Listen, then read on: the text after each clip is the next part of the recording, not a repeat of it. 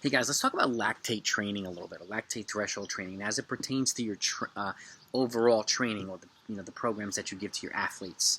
One reason I recommend folks doing like a 1 mile time trial, testing their current fitness, because it identifies what your real current fitness is, and then you can put yourselves in a position to be training at the right zones. And that also includes kind of lactate threshing, lactate training, and so on and so forth. I actually have videos on my channel how to set the right training paces for everything based on what you run for a 1 mile time trial, and when exactly to run a 1 mile time trial to tell you where your accurate fitness is. So go take a look at my channel if it's your first time here. I've got those videos on the channel as well, the 1 mile time trial and how to set the right training paces based on it, because it'll give you an idea. And it's a little bit more of a less scientific way of identifying where you should be training, because lactate threshold training is an important component of training. The last thing you want to be doing is too much of this or too little of that, and be in the wrong spot. And that's why I try to build in everything into adaptation circles or adaptation phases, so that you're not doing too much of something. And if you ever seen a situation where your athletes or yourself are running your best race 4 to 6 weeks early, and then you're not there when you need it the most, that's a sign that you might be doing too much too soon and ignoring certain other parts of training, which is why a well-balanced approach is important.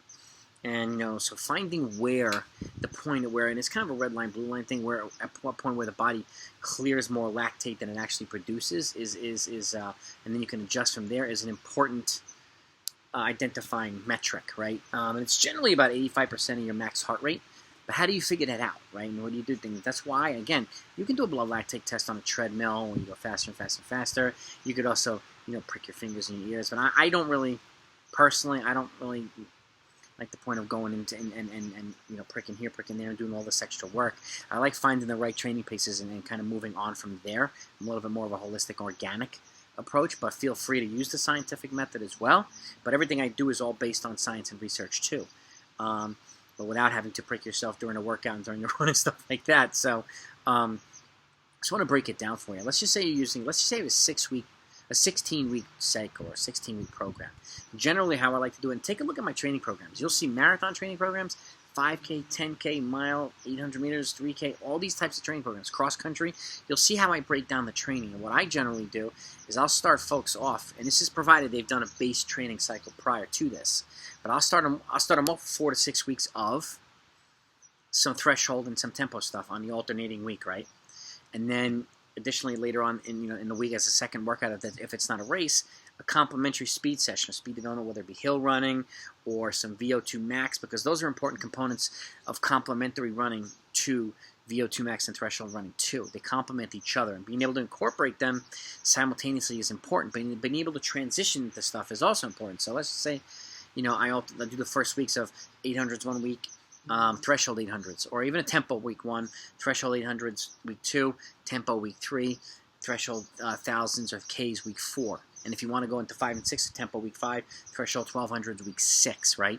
That's workout 1 for the week. And then later on in the week, you do something else, whether it be hill running, 300-meter hill repeats, 200-meter for speed development. You can do a combined up-tempo run with it, or something to complement what you just did, okay? So that you're not doing too much of one thing and too little of something else. But it also puts you in a position to have a balanced training effect, okay? At that point, the next cycle I do, and by the way, if you don't know how to build up a tempo to at least 20 to 25 minutes, I have a video on that too, so make sure you take a look on that, and how to safely build a tempo within the right training paces to get you to the point where you're doing it and adapting to it at the same time, so that you can get to the right point, and then it becomes a mainstay of your training, okay? So, but back to this now.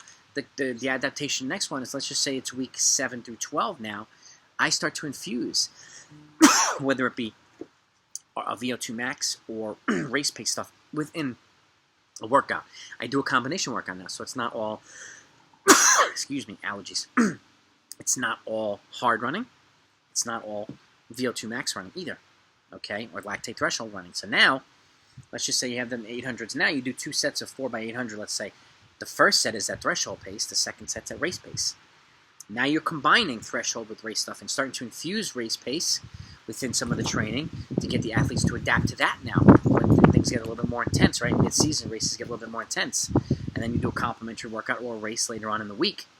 And then in the last cycle, everything's pretty much race pace or slightly faster than that, with the exception of essentially race week, the main race I'll generally bump it back to a little bit of lactate threshold. Well, the good thing about threshold running, whether it's cruise miles, through Ks, 800s, 1200s, whatever it is, it's a non-invasive way of doing training. You don't need as much recovery time, but you can also do over distance. It's a great thing to do race week if you want to do something that continue on training hard, but basically want to learn how to run faster by slowing things down. This is a great way of doing it. Okay, but it's also a great way of combining speed within the workout. You can combine speed at the end of a tempo, speed at the end of threshold thousands or whatever it might be. And keep in mind too, how else do you know you're increasing fitness too? If you lock into your goal pace, right, and you're doing 800s 1 week, and then 2 weeks later you're doing thousands, 2 weeks later you're doing 1200s, 2 weeks later you're doing threshold miles, but you maintain the pace, you're spending more time in the threshold zone as you increase the reps. Even if it's all with a minute recovery, whatever it might be, you're spending more time in the threshold zone. That's also a way of kind of building up your threshold capacity too, getting to the point where you can handle harder work, right? Getting to the point where you're dumping lactate instead of adding lactate, okay? And there's also lactate dumping workouts that I have on my channel too, so take a look at those as well, particularly for middle distance runners. Okay, where you're putting lactate in and then dumping it out immediately, so that you're not going overly lactic within the workout. So I have workouts like that too. So, but how do you increase that? This is essentially this is a great way to do it, by giving yourself 4 to 6 week blocks of adaptation. So again, you're not doing too much, you're not doing the same type of training the whole entire season, but you're figuring out ways to plug and play and move things around so that you're in the best position to run your best when it counts the most, or your athletes, whoever you're coaching, right? And that's the key, increase the ability to do more aerobic training. And again, this is another way to do it too. You can add more easy running if you want to add volume to the week. Okay, you can either increase the amount of time in the training zone, right? You can do that. Some athletes might respond better to that. Some athletes might need a little bit more volume, so maybe you add a morning run or two. Add a little bit of volume at easy pace. So you're adding some volume. It's essentially baking that cake, and the harder stuff is the frosting kind of thing. It's kind of a corny analogy, but it's a great way to think about it too. Build that aerobic foundation to the point where they can do more VO2 max, more threshold type stuff, more anaerobic type things. So that's how, essentially, a great way to do of increasing your threshold and your ability to handle more lactate threshold training. And again, take a look at my training programs, okay? Everything is detailed out for you, whether it's a 12-week or 16-week or a 20-week program. Everything is broken down for you. You will see 4 to 6 week blocks of adaptation. And if you have any questions at all, reach out to me directly, blackbeltrunningcoach@gmail.com. I'll be more than happy to answer them and break down, explain things for you and whatnot. So, and if you have personalized coaching questions, reach out to me there as well. I always look at the email and I respond to people's emails on a regular basis. So I'm happy to help as much as I possibly can. And if you want me to go live, do a live stream about something in particular, put it in the comments too. Okay? And then we'll talk about it. We can have a live stream where I can break down stuff like this. You can ask me questions on the fly and I can answer them on the fly.